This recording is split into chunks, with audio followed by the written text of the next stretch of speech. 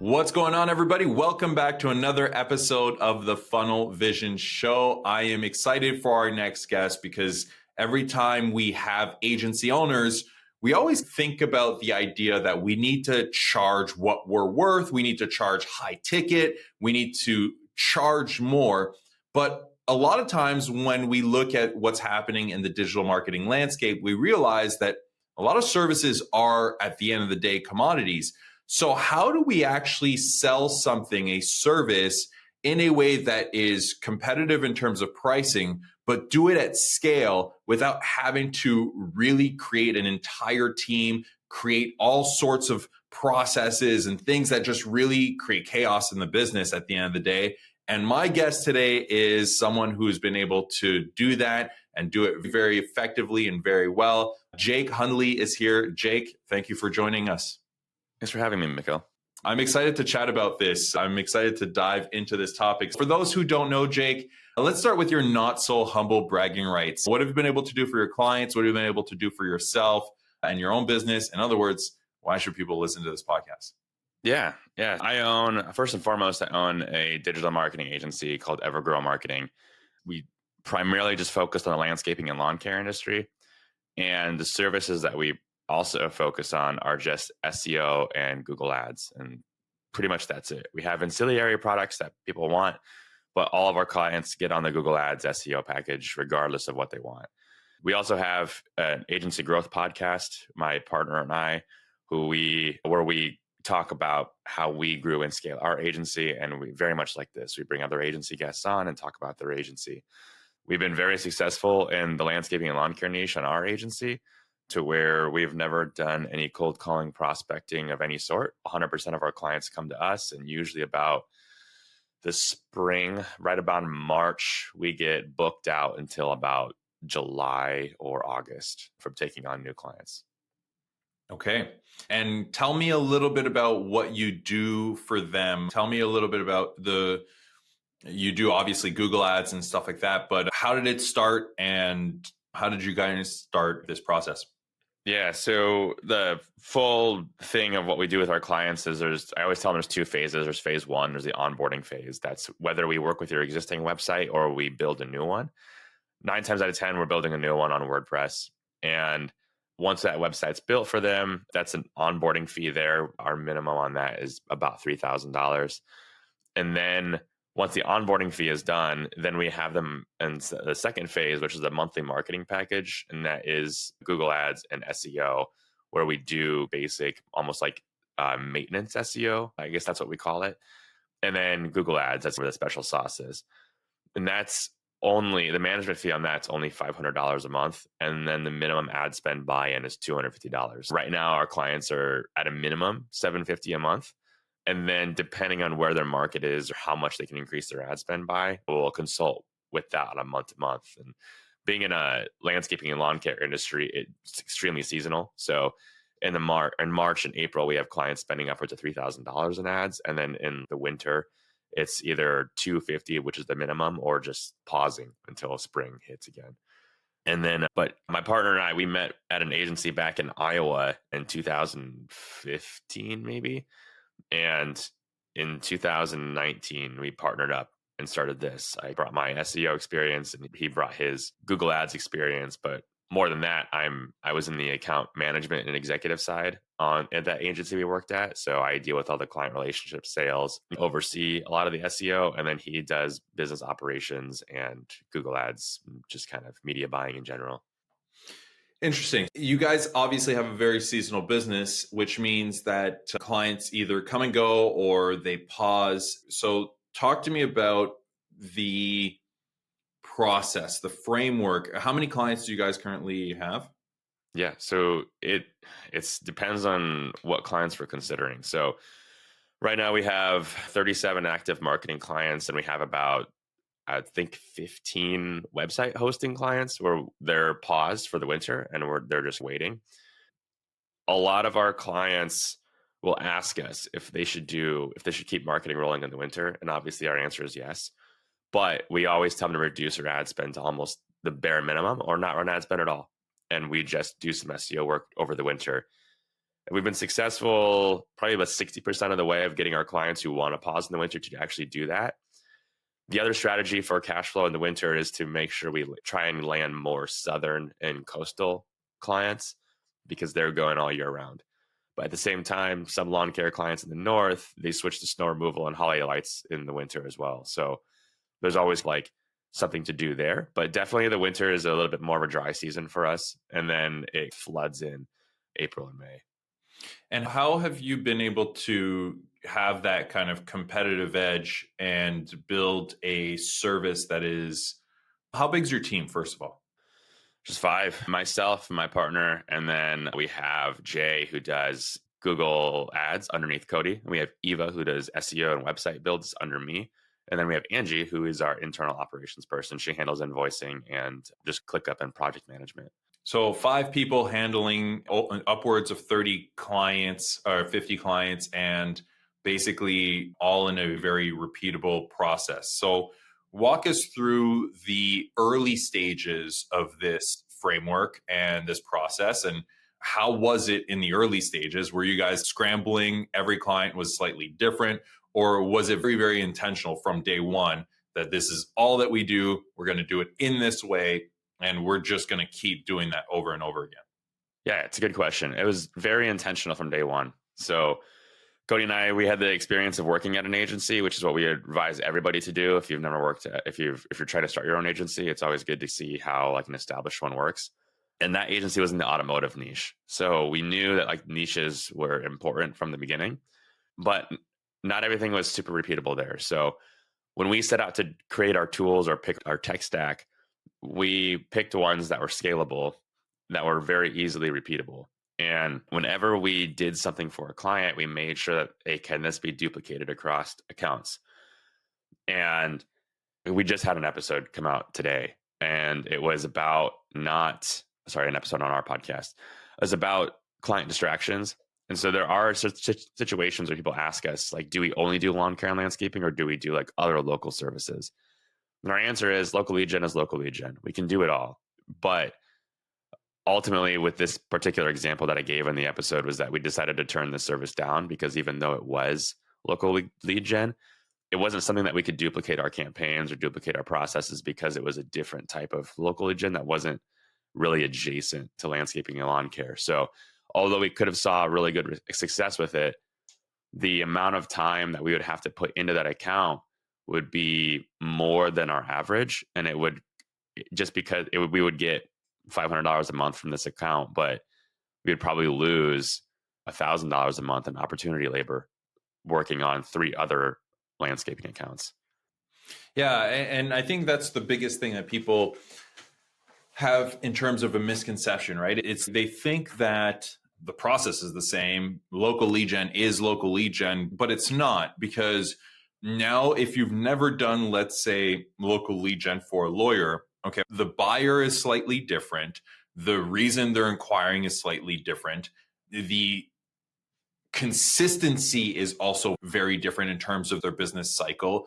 What you have to market and how you're going to generate those leads is going to be very different in terms of copy. So all of these things, even though the process is the exact same, I have to write the ads, I have to put them up in local search terms, et cetera, the individual steps and the individual tasks within that is where it slightly differs. And now you have to experiment. Now you have to try something that you didn't try before and all of that stuff. And that's where people can get really bogged down. They think it's local lead gen, but it's actually different. Another problem too that you don't always understand with different local lead gens is like a cost per click on a defense attorney is like $100 a click. And so we're not going to market with defense attorney budgets. We're going to market with landscaping budgets, which are like $5 a click. So a lot of times people will say your ad spend is super low. That's the minimum. That's to get in. If our average cost per lead that closes roughly around 30 to 50% is $80 on Google Ads, then we can get about 3 leads off of that, just that $250, which is more than enough for our clients from the ads spend portion of that. Now, mind you, there's an SEO portion of that as well, where we're also getting leads from. Yeah. And now do the same math, but for a defense attorney, now you get 2 clicks per month. Like this doesn't work. We got to 10x the budget for us to even see anything, if not more than that. Things change drastically when you start to diversify. Walk me through a little bit of kind of the playbook that you were able to adopt in order for you and the team to get to a stage where it's okay, client in, assembly line, client in, assembly line. Walk me through that kind of assembly line playbook in a sense. Yeah. When I get a call from a client or a prospect and I walk them the sales process, I never close on the phone. I just say, yeah, we'll send you like a recap of everything we talked about. And then I was like, when you're ready to go, just let me know. And then they just 3 days later, they'll call me back or they'll send me an email, say, yeah, let's get going. I'll just send them an agreement, simple, like 1 to 2 page thing. And then they'll sign it. We'll get an invoice out to them for the deposit of the onboarding, which is generally that $1,500 or that half of that website build cost. Between 30 and 45 days, we work on building that website. And then that's streamlined out to where we built our own website templates that convert really well. So when a client comes on, I say, hey, Eva, we're doing this site, this template. And then she gets it loaded. We write all the content. We put all the images on there. We adjust the site to match the branding, put the analytics and tracking scripts on from Google Tag Manager and GA4, connected Search Console, do all the fun stuff. And then in the meantime, Jay is working on setting up the ad accounts and getting those conversion actions set up in there. Then at the end of that onboarding period, we send them like the recap email. Okay, this is everything we did. Here's the site. Here is all the accounts that we claimed access for and made you ownership of, which is that GA4, GTM, Search Console, stuff like that. We have them keep that document because if they ever want to move to a different agency or whatever, they need that document. They didn't know where those tools are. And then we'll issue the remaining invoice. Once they pay that, we'll roll into monthly marketing. So we do prepay. So we bill them for the management fee and the ad spend because we build the ad spend in our MCC. And then once that's paid, then we just roll with monthly marketing at that point. Eva does up to 3 hours of SEO work in that month. And then Jay does up to 1 hour of Google Ads work in that month. If we go much past that, we're bleeding ourselves dry on clients. And either we need to raise our prices or we need to figure out why we're spending so much time on a specific client. And that's a high level view. Have you like come across, like, how did you guys figure out those numbers? So I think a lot of agencies struggle to understand how the math works, especially at $500 a month. It's low, right? You got a team of 5. How did you figure out that math? Like, how did you go and say, okay, if he spends more than an hour a month, something's wrong? Well, sometimes we do spend more than that. Sometimes we'll spend. So if we have, it all comes down to your internal billable hourly rate. You have to know that every business runs off of some kind of hourly rate. And if it doesn't, you're screwing yourself because you don't have to charge based on that. We don't. We have a productized service. We charge a flat rate. It doesn't change. But you have to know how much time you're spending on accounts and you have to know what that internal rate is because the only finite resource that we have in this entire business model is time. That's it. Labor is inventory. Inventory is labor. And so if you're charging $1,000 a month, and let's just say you're say, okay, I want that to make $100 an hour at scale. That means you have to restrict the amount of work that you do on a particular client to 10 hours a month. And that's it. And so our internal billable hourly rate right now is 125. It's increasing in the spring to 150. When we do that, we have an option. So at $500 a month, 125 divided by 500 is 4 hours. So that tells us that we could spend 4 hours per client. When we increase it in the spring, we have 2 options. We can either work less on the clients that we have, or we can increase our overall prices. So that's what we're doing. We're increasing our overall prices to $650. For the math wizards out there, 150 times 4 is actually $600. But there is a $50 buffer we're putting in there because some of the tools that we're using have changed to charge us at a per account basis. So we're building that margin buffer in there as well. And then the other thing to consider too is that let's just say you have a team member that has 40 hours a week.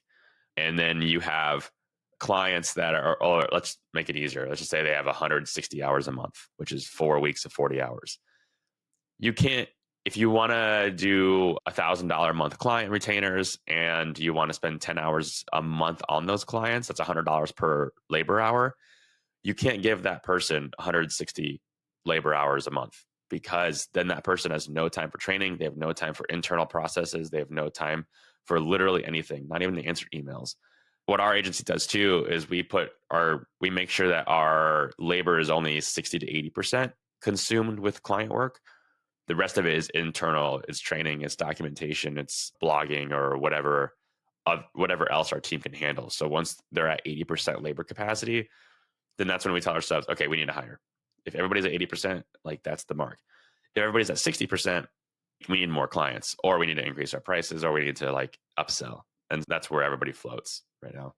Have you, you're a team of 5 now, and you have your math worked out in terms of when you need to hire another, I guess, pod. So do you look at it as pods? Do you basically say, okay, we need to hire because typically what happens with agencies is you grow like this, you grow revenue and profit increases, right? The gap between expenses and revenue grows bigger, you increase profit. But then what happens is you hit capacity. Now you've got to go and hire one person under you on the SEO side, one person under your partner on the PPC side. So now your profit goes down because you've got to bring in that overhead ahead of time.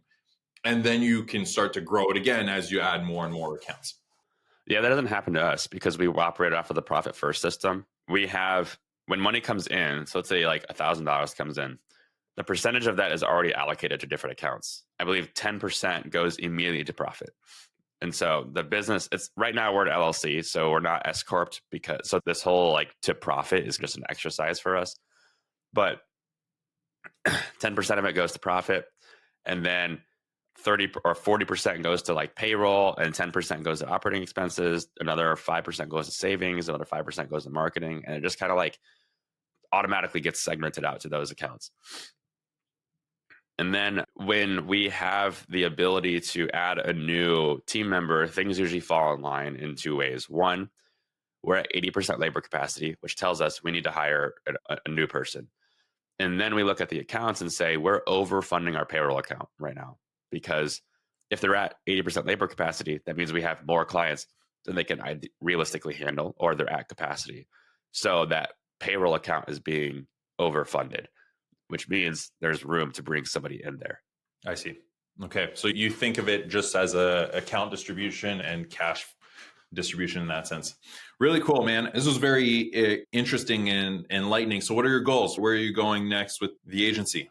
We just closed this year at just shy of $500,000. It was like 494 or something. It's really sad to see. I know. 30% growth over last year, though, which is still great. We tell ourselves that if somebody wanted to buy us, we would be willing to sell. And we say 20 million. We can both cash out 10 million, and then we can go to wherever the hell we want and never talk to anybody again in our lives. But overall, I really want to see next year, I'm confident we'll hit over 1 million because, one, we're increasing our prices by 20%. We don't have a single upsell yet. It's just Google Ads, Google Ads SEO.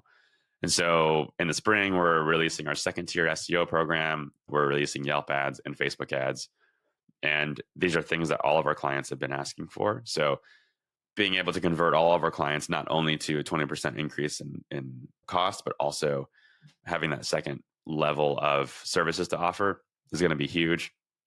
And then as far as the agency goes, I would like to get it to 10 to 20 million, which is we're probably 10 years out from that. 5,000 list is a goal of mine, to be on that fastest growing companies. And then we're still growing the podcast side, Agency Growth Podcast, which is part of a brand called Agency U, where we talk with like legitimate agency owners and we bring legitimate agency training, not the guru stuff that you see on YouTube. Yeah, on YouTube, on Facebook, and all those videos. We usually end the show with one final thing, and we're coming up on time. So typically we always ask, what is your number one growth tactic that you could share to any business, regardless of whether they're local, they're an agency, they're anything? Out of your experience, what's your number one growth tactic? I'm probably going to say just documentation. I think there's a whole slew of things with the topic of growth. There's scalability, and there's sustainability. And those don't all necessarily mean the same thing. So if you grow and you scale, that's not necessarily sustainable. You might enjoy 30, 40, 50, even 100K months, but it's not going to last if you don't have your documentation in place.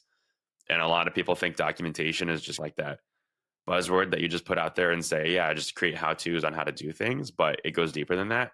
You need to make sure that people can turn monkey brains on and like really just follow exactly what that is, what that documentation is. And that there's a concept I like, and there are three things to scaling an agency. There are three components. There's documentation, there's acquisition, and there are results. The problem is everybody and all the gurus out there, they want to focus on two things. They want to focus on acquisition and processes or documentation, and that's it. But nobody wants to talk about results. If you don't have results, if you can't get results with your clients, then those two don't matter. Yeah. You just lose your clients, and therefore you got to find more clients, and you never ever stack. I fully agree. In the SaaS world, it's the same, right? Churn is your biggest enemy, and the only way to combat churn is to give a product to people that they use and that they love and that they want to continue using every single month. Same thing with a service. The only way to combat churn is basically give them a service that they love, that gives them the results, and that they want to keep going with. Jake, I appreciate your insights. I appreciate you jumping on and sharing this wisdom with everybody. Where can people learn more about you? You can find me on LinkedIn at Jake Hundley. You can also go to jakehundley.com or everbrowspodcast.com. There's a lot on me and my partner there and what we do in the agency space. And once you go to that, you can find probably anything else about me in the world. All right. Awesome. Thank you very much for being on, and we'll talk soon. All right. Thanks, Miguel.